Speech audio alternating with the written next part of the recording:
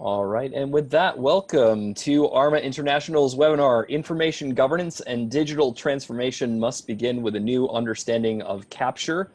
I'm Nick Inglis. I am the Executive Director of Content and Programming at ARMA, and I will be both your host and a participant in today's webinar. For those of you who have attained your IGP, the Information Governance Professional Certification, today's webinar counts towards one continuing education credit in the information management category. If you have a question, feel free to ask in the Q&A box. To set expectations properly, we are unlikely to get to all questions, but we will respond to any questions received after the webinar has concluded if we aren't able to answer your specific question on the air today. I also want to call your attention to today's poll, if we can launch the poll, that we're going to be conducting during today's webinar. Take a minute while you're listening in, answer a couple of quick questions to let us know what your progress has been in the realm of Capture. We will be sharing the results of this impromptu survey in an infographic after today's webinar on Twitter, on LinkedIn, on Facebook, on everywhere. And slides will be made available after the presentation in the chat box and via email. Before we get started, I want you to consider doing something great for yourself, all while helping support ARMA this year. ARMA Pro members continue to say over and over again that they're wildly satisfied with what they're receiving as professional members. Over 95% of our members say that they would recommend ARMA membership to colleagues, and I don't know of any other association that comes even close on that metric. ARMA is on the rise, and we need your help to help us get that message out. The people who are managing information in their organizations, only a small percent are ARMA members. That needs to change, and we need your help getting the word out. So remember that feeling you had when you first discovered ARMA and all the resources that you gained access to. I want you to take a moment this week and purposefully share that feeling. Get other people on the path towards success and encourage your company or organization to make everyone who's managing information in their organization a member of ARMA International. We even offer group discounts to make it easier for you to connect your company or organization with ARMA. Share the feeling of knowing that you're not alone in this. Share ARMA professional membership. The ARMA Conference 2019 is coming up in October. We're calling it ARMA InfoCon in recognition of the merger between ARMA and the Information Coalition's Information Governance Conference. This year is going to be incredible, distinctly ARMA, with amazing keynote sessions and over 140 educational sessions. There are educational workshops and a leadership summit available for you as well. We have registration open right now. ARMA's on the rise, and our conference this year is going to be a wealth of learning, networking, and this part you don't have to share with your boss, but it's also going to be a ton of fun. So register now at arma.org/infocon. Today, we are joined by Ann Snyder of ARMA, the Manager of Content Development here at ARMA with me, and Kristin Bierwagen, Solutions Consultant from ARMA Business Partner Access. ARMA is incredibly thankful for the financial support that makes programming like this possible. So when choosing business partners and solutions for your information programs, I know that you're going to give extra consideration to the solution providers who continue to invest in you, solution providers like Access. Welcome, guys. We're here on video. We can wave. Great to be here. We're going to have some fun today. There's lots to go through. We have a really great agenda for you today and lots to share. We'll be talking about a wider capture, the ARMA capture model, the information lifecycle, what capture enables, sources of paper, when to seek help, case studies, and a whole lot more in here. So capture, it's not really a topic that gets much attention these days. And why do you think that capture isn't getting the attention that it deserves? You know, a number of reasons come to mind, Nick. I mean, frankly, the first one is we just only have so much attention span, and capture is competing for airtime with hot topics like AI and blockchain, or attention, grabbing headlines like data breaches that was just in the news the other day. But Another reason I think, and I think this is actually much more important, is that capture is deceptively simple. Conceptually, understanding what capture is, I think, is actually very straightforward. And therein is the problem. People think, I've got this. But actually implementing an effective capture strategy for your organization and its entire information ecosystem, that's much more complicated. And we'll discuss that in a bit. But capture, and I can't stress this enough, is foundational. How well you do this directly impacts how effectively you can use or manage your information throughout its entire life cycle. Well, and that leads to our next topic, which is the definition of capture. So here is ARMA's definition of capture. ARMA, we define capture as any means of adding a piece of information to an information system. Any means. So when people think of capture, that's not always what they're thinking, is it, Anne? No, I think generally when people think of capture, I think many of them are specifically thinking about scanning of paper documents. And that makes some sense, I think, certainly from a document management perspective. Historically, of course, most of our information, our documents were born in a paper format, and the only way that we could actually manage them digitally was through scanning. And so I think that's why people think of, sometimes conflate scanning with capture. And today, much of our focus is actually going to be on paper, but we want to note that capture is much, much more than scanning, and ARMA offers a framework that identifies 5 key modes of capture. If you can switch to that. And of course, at the top here, you'll see 2 types of scanning. So it's, of course, scanning and converting your paper documents is, of course, a part of capture. The top 2 are imaging and digitization of documents. For imaging, this is basically using scanning technology to create an image of the information, the paper documents you have. And we're talking here about picture-based formats like JPEGs, PNGs, or TIFFs. But this is without the extraction of text. And when you don't extract the text, like paper, these images are not machine readable. And for some files, that in fact might be all that you can get. If you're working with an image and there's no text to it, you can't do much more with it. For metadata that you're capturing about this, of course, that has to be manually entered. For the next one, digitization, again, that starts with scanning, but it has an added layer of text extraction. OCR, or optical character recognition. ICR, intelligent character recognition, is another for things like handwriting. And you can take different approaches. You can do a partial or a full extraction. Partial extraction sometimes works when you're using things that are in forms. You can pull out specific metadata fields to fill a form. Full extraction creates a fully readable file if the scanning is good and the original source document is good. Then you can search it in a machine readable format. Yeah, and in addition to scanning, we need to include here file upload, native creation, and integration. And that last one is a bit more nuanced. So for file upload, what we're talking about is information that is already created digitally, usually on your local machine or your desktop, your laptop, maybe an iPad, or even a phone these days.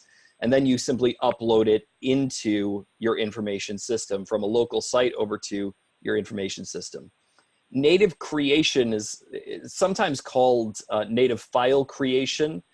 But here what we're referring to is the ability to create a piece of information within an information system without the separate step of uploading it. So a lot of the modern information systems that are out there today have the capability of creating information in native file creation applications within the system itself, or through a bridge to other existing file creation applications. You see this a lot with things like Office 365 and creating a file within the native version of Word, or things like Google Docs or Box Notes, and there are a myriad of examples here. The last one, integrated systems, is one where there's a bit more nuance. And integrated systems is leveraging information that is created or managed in a different system through integration of those systems. And some consider this an additional mode of capture. In fact, we consider it an additional mode of capture, but not all do. This type of capture is still within that definition, the broad definition of capture, which is adding a piece of information into an information system. But if you were, if you were looking at doing a single information system, or your purview is a single information system, you may not see this as a form of capture. I'd like to suggest that you probably should going forward. So in your organization, chances are there are multiple information systems that may or may not be connected, and with varying degrees of connection success. Harmonizing metadata, creating integrations across systems so that one system can fully leverage another system's information. It effectively adds that information into the system. And because of that, we consider those activities to be a type of capture. Anne, do you want to talk about the information lifecycle? Sure. And again, to reiterate that, in the same way that your paper documents are effectively blind to your digital systems, if you have systems that aren't communicating with each other, they're effectively blind to one another. So I absolutely think that last one is the key to really leveraging your entire your information throughout the entire information ecosystem of your organization. So can you switch to the, there we go. So no matter what mode of capture that you're discussing, it's the first step in the information lifecycle. And I think most people are familiar with the concept of the information lifecycle, but for completeness, that is the term that we use to describe the pathways in which information flows through your organization. It's often expressed in stages, as you can see here. And as the first step of the information cycle, capture has a downstream effect on basically all of the succeeding steps. So basically everything that's to the right of capture in this information graphic. So did you put the invoice, the contract, or the project document, or whatever into the system where it belongs so that it's available at the right place at the right time it's needed for effective use and collaboration? Did you collect the right metadata or other text that you need as part of your capture process to facilitate decisions about how long you need to retain it or whether it needs to be placed on hold? These are all considerations you have to make when you're capturing your documents. Simply put, better capture leads to better information management throughout that entire information lifecycle. And Anne, I like that you said capture has a downstream effect on all of the succeeding steps.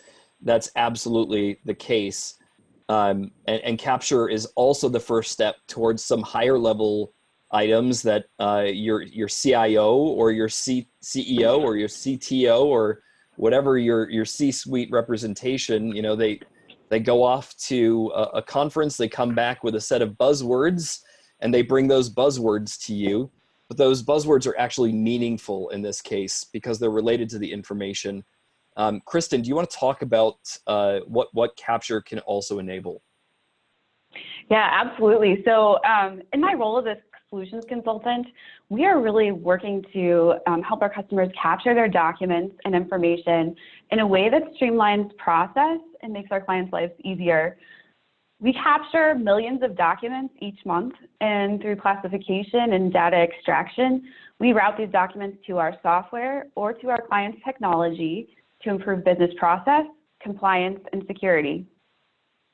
So, given each of our roles and backgrounds here today in records and information management, I think we can all appreciate that business programs and processes must be designed with the future outcomes in mind, like what you just saw with the information lifecycle and Nick's comment about everything moving downstream.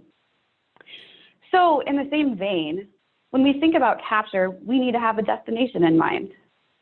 That destination is the business systems or applications we're passing information to, and capture is our means to both, one, classify and extract the relevant metadata from our information assets, and two, to deliver these information assets to the business in a way that adds value. Personally, I am a huge fan of storytelling, and I think visuals can be really helpful. So you guys, I'm not Brene Brown, I'm not Elon Musk, this is not TEDx. But if you would indulge me for just a moment, my hope today is that we can leave you with a visual framework for capture that you can take back to your organizations like today to help you set your information governance and digital transformation programs up for success. So here we go. Before a captain sets out to sea, he charts the course to reach his final destination. right? Without a direction and the tools to stay on course, he will not reach his destination. Similarly, the same charting or mapping applies to digital transformation. Data files with your most important data fields are mapped and passed via integrations as business critical information to your systems of record.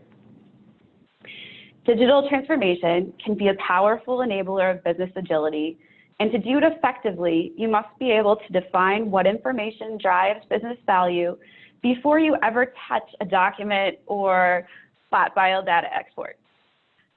The path and vision may need to be adjusted as you set sail and begin moving towards your destination, but the future objectives should be clearly defined from the beginning. We need to know where we're going, generally, even if it means navigating into some new and uncharted waters. So on our journey, capture is like the ship's rudder. The rudder steers the ship, but you need a skilled captain at the helm to direct the project and ensure your ship, the business information, actually lands in the correct systems.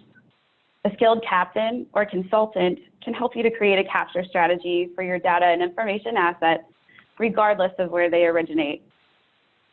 And kind of like we spoke about earlier, technology is an ecosystem. Most organizations have a suite of technologies that work together to empower their business users with the information and data that they need. These systems, as you're familiar with, are ERPs, HRIS, HCM, ECMs, just to name a few. And these organizations, even with the many systems in their tech stack, we understand that one solution does not do it all. So your capture solution should be seamlessly integrated with your other systems and embedded with your business processes. And it should also reflect uniformity regardless of where the document originates. So kind of going back to what we were talking about earlier with like, what is capture? When we talk about capture, what do we mean? Capture encompasses so much more than scanning as we sometimes think about it. Documents and information can enter your system from cloud solutions, physical paper, in-house technology, maybe with a local scanner and web capture, and even email. Capture should also enable a common user experience with the proper user and role-based permissioning to ensure strict security around which users within your organization can view personal information, for example, PII, or certain document classifications or document types. As another example, your capture solution should secure your digital assets and provide for secure document sharing with external third parties, such as outside legal counsel. An effective capture solution ensures information privacy, security, and governance through controlled access, advanced asset tracking, audit reporting, and retention policy management. Word to the wise. While capture may seem highly complex, with the right capture strategy and solution design, documents and information will flow seamlessly into your technology ecosystem. Find an experienced captain who can help you to reach your destination, and they will save you tons of time and energy throughout implementation and on a go-forward basis. So just a few more points on digital transformation and capture strategy. The solution design ultimately begins with what documents and information your business users need and how they will interact with the information assets. For example, will I be using capture to convert a paper-based process to a digital workflow? Or have I configured my technology ecosystem to capture the metadata that enables my business users to efficiently search for and retrieve documents? Overall, it is so important to ask and qualify upfront, will the solution design meet my business users' needs? Or stated another way, did I chart my course at the beginning? Did I begin my digital transformation journey by first defining how my business users will interact with and use the data and information assets? And did I develop a capture strategy that keeps us charting towards our destination? I'm going to hand it back to Nick.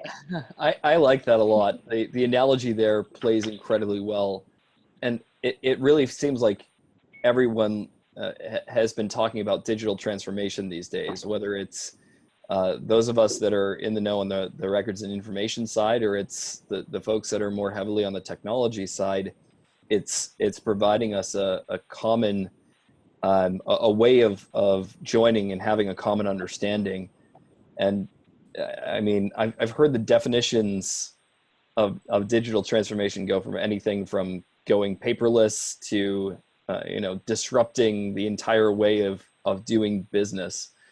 But it's really about those digital technologies to improve the way that we do things, and the only way we can do that is to actually capture that information up front. It makes perfect sense. And on the IG side, since that's near and dear to my heart personally, you've got information governance trying to define and apply a consistent life cycle, like the life cycle model we showed, or there are a bunch of different life cycle models that are out there. It doesn't matter what its form or its system is, but you can't have any of that without capture being done up front. So in many ways, you're absolutely right. That rudder starts that journey of information governance right from the very beginning. I like the analogy there. It's a really apt one. We have this model here, and I don't want people to think that this is, just take this model and run with it and everything is going to be fine. Each of these modes of capture, they present their own sets of challenges. To continue the analogy, the barnacles on the side of the boat, or bailing out the water. Okay, I'll stop. Each of them does have their own challenges. So file upload, if we're looking at the challenges of file upload, we could be looking at challenges of our user base populating metadata. We could be looking at file format challenges. These are all things that you need to address up front. In native creation, is there version control in these natively created and stored pieces of information? In integrated systems, are we able to connect in meaningful ways that are consistent between the systems? That's where the issues tend to arise in that arena. And Anne, if you want to take us and return us to paper. Sure. With the scanning side of things. I mean, I think what you just talked about too is it's about enablement and making it possible for your people to actually do things. So we're talking about, enabling and also educating people about the process. So to get back to, paper, I think the most obvious challenge of paper is that it's stuck in a physical format. It's effectively, I mean, we've touched on this point a couple of times, it's effectively dark or totally inaccessible to your digital information ecosystem. And to tie it back to Kristin's remarks on digital transformation, you can't digitally transform anything that's not accessible to these digital systems, which means that information has to be converted. But another major challenge of paper, I think, is that organizations grossly underestimate how much that they have. And I can't tell you how many times this has come up with either internal clients or external clients at organizations I've worked at. We're in the midst of, say, a merger or an acquisition or something like that, and there's no paper involved. And then, of course, it has a way of emerging at the least opportune times when you have not enough time to capture that information in an effective way. So at the last minute, basically. Can you go to you have the next one?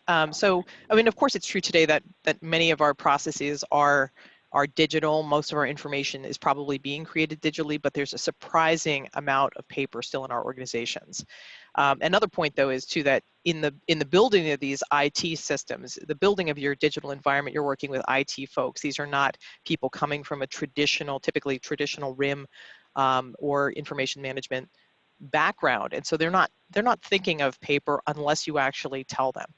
So some common sources of paper include ongoing paper processes. Things like invoicing, expensing, contracts are examples of processes that often remain in paper in a lot of organizations. People reduce documents, for example, to a physical form sometimes for a wet signature. Of course, legacy paper files, that's another issue. You have on-site legacy paper that's taking up valuable real estate. Think of your file cabinets on site. and there's off-site legacy paper that's easily forgotten about, that incurs storage costs, sometimes substantial ones, and of course retrieval costs if you actually want to access that information. And then, you know, even if you had, theoretically, if you had all of your internal systems, you know, digitally handled, there are the external sources of paper. If your organization interacts at all with the outside world, which, you know, I'm expecting it does, it's almost impossible to avoid paper. So you have clients, vendors, business partners. Just think of your mailroom. These are, you know, sources of paper coming into your organization. And this last one, I guess, is I think a little bit more nuanced.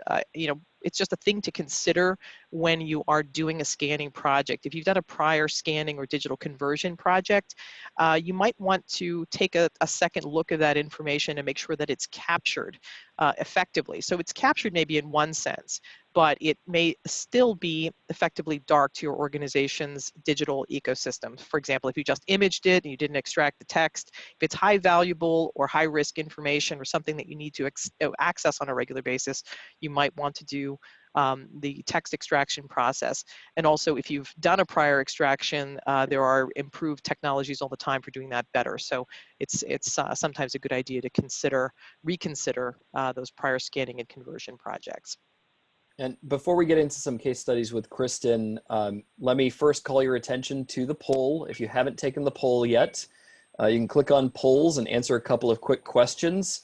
We'll reflect that information back to you in an infographic after the webinar on all of our social channels. But Anne, do you want to take us through a few things that we should consider if we're looking at, if we're considering or planning a scanning project? Sure. I mean, scanning projects can be very, very costly in terms of time and money, and I think Kristin can probably talk about that a little bit more too. And you know, but instead of just seeing them as that kind of that cost, they're also a great opportunity to reconsider your organization's approach to paper, consider remediating your paper stores, and also taking the steps to integrate your paper into that broader information ecosystem in your IG strategies.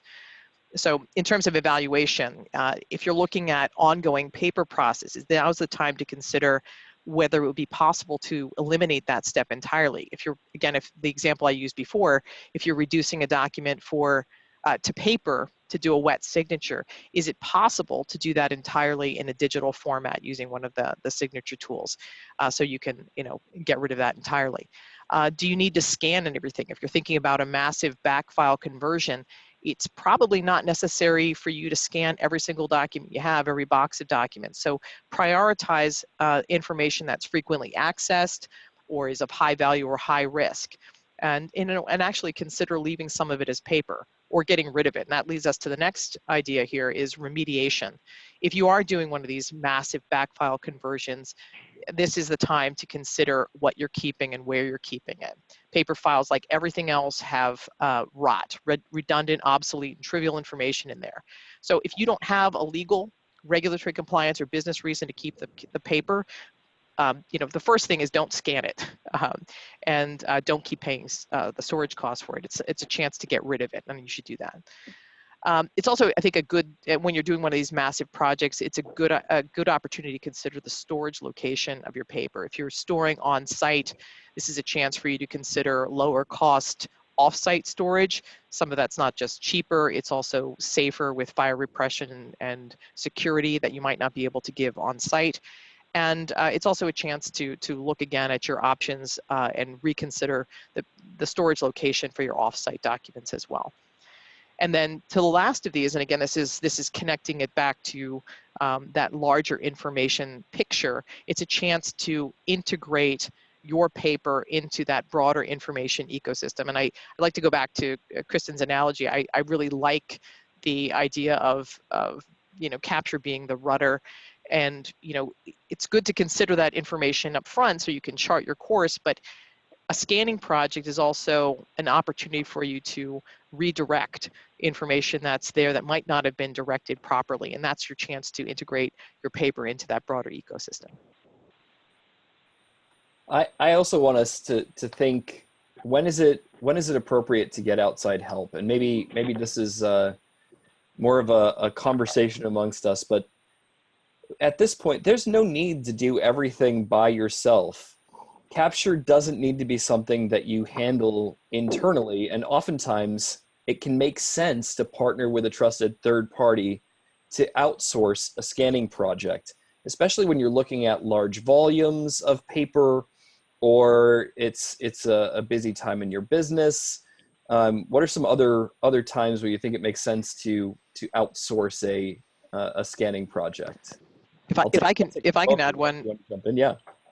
So again, it's that scenario where you're surprised by it. You have you have misestimated the amount of paper that you have, and now you have to move it quickly. You have to do a massive conversion very quickly.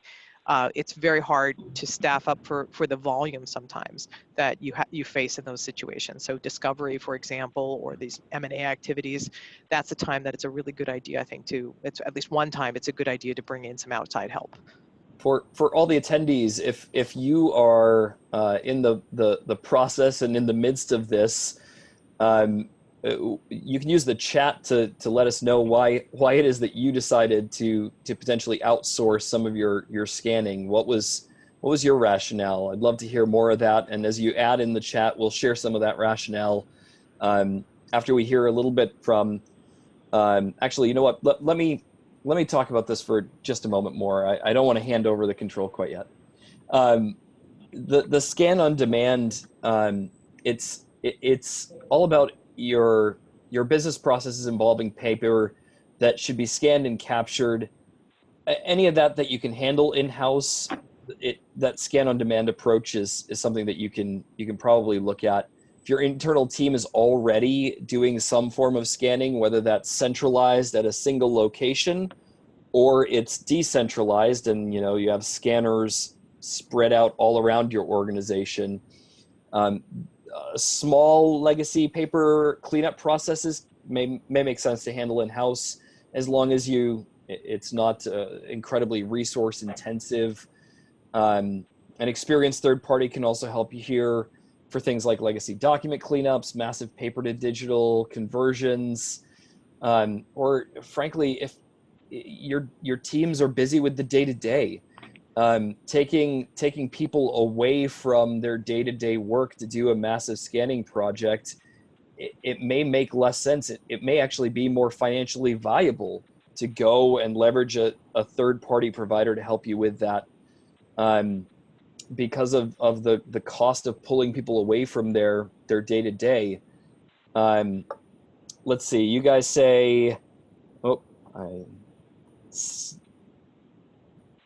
important we're considering an in-house solution because they're dealing with personal information. I think Kristin will have some thoughts on PII here. Not having enough in-house human capital, absolutely. IRS demands, that's a pretty huge reason to go and find an outsourced provider to help you get that done quickly. I love all these answers. Kristin, you have 2 case studies that you're going to share with us. How about I pass it over to you, and you can give us a little more of the stories here of boots on the ground scanning. Yeah, absolutely. Well, the first one we want to highlight is the largest distributor of professional beauty products in the U.S. And with 27,000 employees in 5,000 stores, you can just imagine the coordination that needs to happen to search for and retrieve personnel files and HR files across locations and various user and role-based security groups. So the goal of this project was really to improve security and privacy of information while also increasing HR efficiency. So like Nick just spoke to, there's some cases where just the cost of your staff to do the scanning in-house, there's an opportunity cost to that, right? There's a trade-off depending on whether you do it in-house or your workers are freed up to do other activities that are probably more strategic. So that's one of the huge advantages of working with a scanning partner. So this beauty product distributor worked with Access to develop a capture strategy that integrates with our employee document management solution. So it's a software suite, and it enables a couple of things: automated filing of documents, controlled access based on geography role and document type, which is definitely important given the number of employees and locations we're talking about, and then automated retention policy management. So let's see how this capture strategy stands up to our litmus test for digital transformation and information governance by saving our customer time and cost while ensuring information security and information privacy. In this deployment, I guess, or implementation, capture is integrated with the technology ecosystem. So we're doing both paper-borne and digitally borne documents. We're moving them into a centralized document management solution. So, and then kind of leading into the second point, there is a uniform document classification. So regardless of where the document may originate, it's still going into the same system, whether it's scanned by Access or originating from one of the client's other systems. And then finally, does the capture strategy enable business process automation? For sure. The solution provides for a high degree of automation and security, including controlled access across those geographies, roles, and document types we spoke about earlier, and retention policy management. So just to kind of wrap this one up, with all HR documents organized in a centralized document management system, integrated with the technology ecosystem, this capture strategy and solution design enabled a faster response to unemployment claims and significantly reduced costs. We don't talk often about unemployment claims as a piece of this, but HR is an area that I know you guys have done a lot of work in outsourced scanning. Is that an area that you find you're doing a significant amount of scanning out of? Is that the HR side? Yeah, that's a great question. So we work with some really large organizations that we're literally scanning all of their personnel files, and we're very tightly integrated into their internal HR workflows. And then we have a lot of other industries that we support. So HR is absolutely a focus, and we have software solutions for HR and non-HR, so basically any vertical that you'd find, but we do have definitely some expertise in HR that's very niche to that software part of HR. Yeah, that's a sort of a niche area, since they're sort of separated often. Their information is often separated out from the rest of the information. It's always an interesting area to peek into from time to time. I know you had another case study here. I want to hear more about this one here. Yeah. So this is North America's largest roofing manufacturer, as you can see. They have 57 brands and are in 1 in 4 residential homes, which I just think is incredible. And earlier we talked a lot about aligning the capture strategy with the solution design and the systems that capture interacts with. So for this client, the goal was to automate and streamline invoice processing and reduce the cost for invoice processing. So we scan for this customer all paper documents, and we also capture some documents received by email or by direct vendor upload. So like Nick mentioned earlier, you may have, you're touching paper in your organization. In some cases, it's maybe more efficient for you guys to scan it real time. So that would be an example of vendor upload. And then kind of using our capture strategy, we then extract header and line level data from the invoice to enable straight-through processing. So for those who might be unfamiliar with straight-through processing, it's really pretty cool because what it's doing is enabling us to reduce human processing or intervention by matching the data that we extract through an automated extraction with the data that is already in the client's financial system. So for example, matching a purchase order with the invoice to automatically route payment for extraction. So it's pretty powerful in terms of freeing up time and cost. And I kind of want to go back to those 3 points we talked about in the last case study. So we're going through the flow. Capture, in this case, is integrated with the technology ecosystem. The document management system is talking with the client's ERP, and it's completely automated.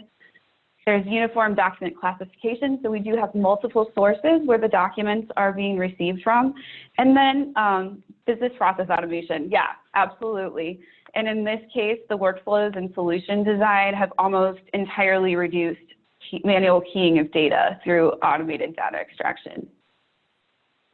So in-game, the capture strategy integrated with the client's ERP enabled lower invoice processing costs. And the solution design streamlines business process and reduces costs additionally by replacing manual processing with a data-driven approach. And finally, faster invoice processing allows this organization to take advantage of early pay discounts. Yeah, I like that, you know, if we were just thinking about capture in the traditional sense of simply scanning, this organization, there wouldn't be this type of reimagining of that capture where you have an intelligent capture going in and every invoice, looking at the invoice and automatically connecting it with the ERP system. This is why capture, it's such the forgotten first step, if you will. But being able to actually stop and think about our capture processes, you can really achieve some incredible things, like you're doing with this roofing manufacturer. Just reimagining how we're capturing and pulling in that information. It's really cool. Thank you, Kristin. Yeah, absolutely. I think that automation step is really great too, because as we all know, I mean, it's great to talk about doing capture better, but the manual step is a sticking point for a lot of organizations. So doing it, if you can automate it, if you can take that out of the hands of the end users and do it well, that's fantastic. Yeah, and it's always great to keep up with the Access team and how you guys continue to provide excellence to your clients at Access. At this point, I'd like to move us into the Q&A portion of our webinar. We're making great time here, which is perfect. So if you haven't had a chance to ask your question in the Q&A box, go ahead and do so now. We'll take a couple of minutes of Q&A questions here and then give you a breather before you've got to run into your next meeting. So go ahead, and if you have a question, you can click on the Q&A icon and ask your question in there. The first question I have here is for Kristin. When you're extracting data from documents, do you have any preferred approaches and software? Sure. Well, it kind of goes similarly to what we've talked a lot about, like there is no one-size-fits-all solution. So unless you have a team dedicated to document scanning and data extraction and kind of have that functional domain expertise, then those functions are probably best outsourced. And then most companies with document scanning at the scale of Access have more than one approach to technology and can match it to the client's specific requirements. So your partner is not only going to be able to scan the document, but they can help you bring that into your tech ecosystem. Awesome. And the next is for Anne. This person says they have boxes of paper, oh, you poor thing, without any filing information on them. So just boxes of paper that is uncategorized. How would you approach the task of digitizing those documents? I think run away. No. So no, this is actually no. This is a common scenario. I mean, the first thing I would do is the same kind of thing I would do if I were, tackling something on a network drive and I didn't know what it was. I would see where, I would ask first, where is it? Sort of a little bit of investigation. Is it sitting, where is it sitting? Is it sitting in HR? Is it sitting in in a legal file room? Where is it? And then I would ask the people around there to give me some information. I know that sounds like a very basic first step, but you have to do some of that to understand, what area you're dealing with. And then I would, open the box. And the unfortunate thing is in a case like that where you have basically no information about it, you're going to have to dig into those boxes. And depending on the volume, of course, that would help me determine whether I'm going to do that internally or externally. There's a good chance that some of that information is a copy. So a lot of times people reduce information to a physical form for convenience. And so first step would be, again, finding out where it is, ask the people around you. Hopefully this is a copy or something like that. If not, you may have to do the heavy lift of doing a full scan project. Yeah, and we have a question sort of building on that, and it's for Kristin. What should we consider when making a decision about outsourced capture? So in the case of a warehouse full of unlabeled boxes, but for the rest of us that may have at least a little bit of information on our boxes, what should we consider when making that decision about outsourcing capture? Yeah, absolutely. We could probably have a whole another webinar on that topic. But just to break it down, kind of like what Anne was saying, volume is a key factor when you're making that decision.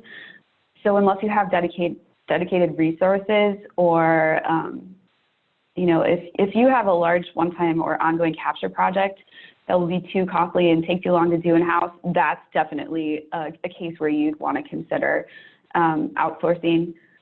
Also, document sensitivity. So, like, is there PII? Is there information that I really need to be careful about? Maybe these are very sensitive documents. We have a lot of clients who come to us with like, hey, can you do this for us? And we have tons of expertise. We have a very knowledgeable workforce who has a lot of experience and has been vetted and had the background checks to do that. So it is possible to do it out of your organization, outside of your organization, and outsource it, and keep that in mind. And then lastly, just how complex it is. So it could include intake of paper and digital documents, integration with other systems, extraction of unstructured content. And we find that most companies won't have the resources or the technology, or maybe both, to do that effectively. We have another question here.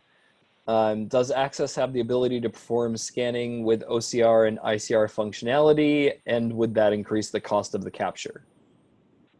Yeah, that's a great question. So we do have OCR and ICR capabilities. We use ICR a lot less. And for those familiar, it's really because you want to have on your document the consistency and the ability to kind of know where that text is going to be. So if, for example, I'm looking at a document that maybe has handwriting all over it, and the documents are variable, that's a case where you might not look at that, right? And then in other cases, say it's like a credit card application, right, where you have those little boxes that you put your name in.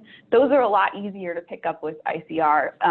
But I will say we don't do as much ICR.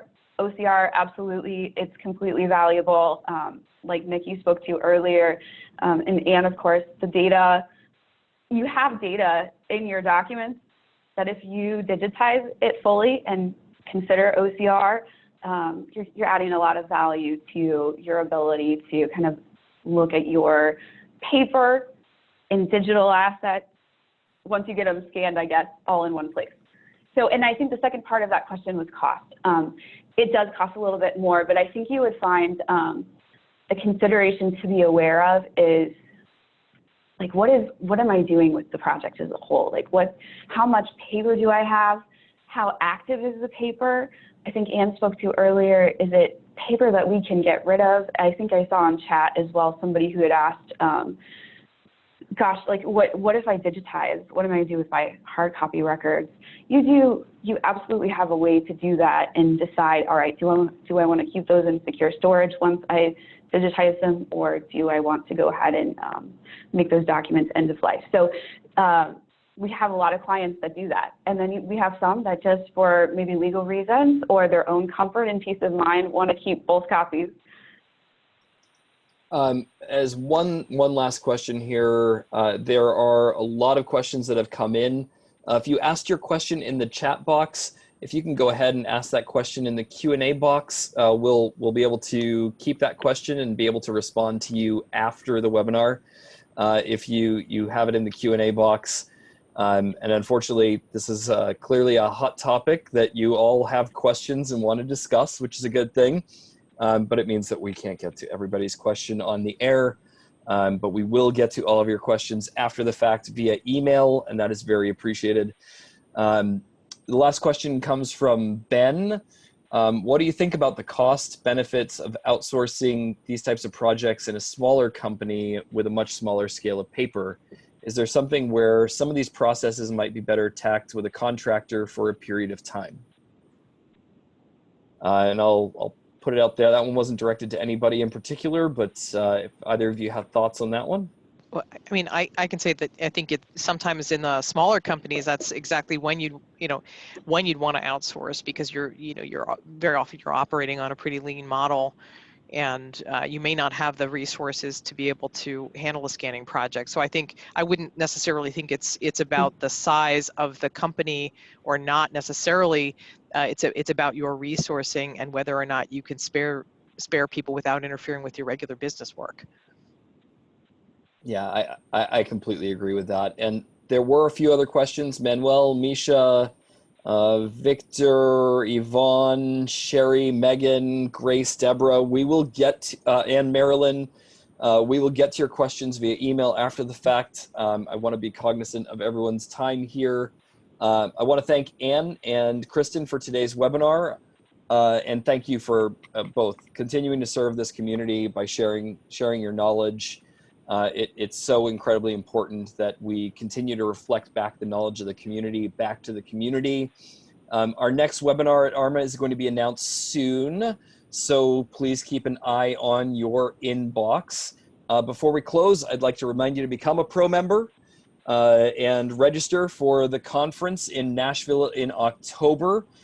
We also have an array of resources available to you. From our white papers, our training. We have a new training resource that'll be coming out soon. Get excited. And magazine. The latest magazine piece is an article about privacy issues that people are seeing in Face app. You can read that piece at magazine.arma.org, along with an array of other articles now neatly organized by topic in our new digital format. On behalf of our speakers, the wonderful folks at Access who give of their time and money to sponsor programming like this webinar today, and all of us at ARMA International, I want to thank you for joining us for today's webinar and wish you all the best in all of your information endeavors. I hope you have a great rest of your day.